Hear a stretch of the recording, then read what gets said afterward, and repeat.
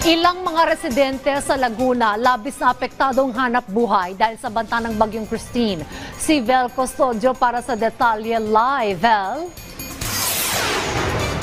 Dayan, ambon at mabugso-bugso na lang ang ulan dito sa Santa Rosa, Laguna. Pero tigil palaot muna ang mga mangingisda dahil sa lakas ng hangin at taas ng alon sa Laguna Bay.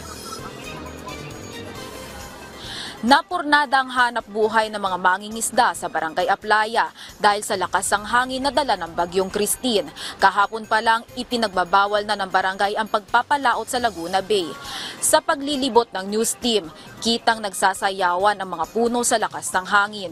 Bumagsak at nakalundo na rin ang ilang mga sanga at puno sa kalsada. Signal number 2 pa rin dito sa Laguna na may moderate to heavy rainfall. Nananatili pa rin ang Laguna sa yellow rainfall warning kung saan maaaring bahain ang flood-prone areas. Wala na rin pasok sa lahat ng antas ng pribado at pampublikong paaralan ngayong araw. Sa ngayon po, nag-announce po kami na wag muna sila pamalaot at may sama po nga ng panahon. Malalaki yung alon, sa ngayon hindi nga po makalabas ang mga mangingisda. Siguro po mga araw ng Sabado pwede na sila siguro mangisda. Kasi ayon po sa sumusunod namin sa ng Pag-asa, Biyernes yung namin na papalabas na ng bansa yung bagyo.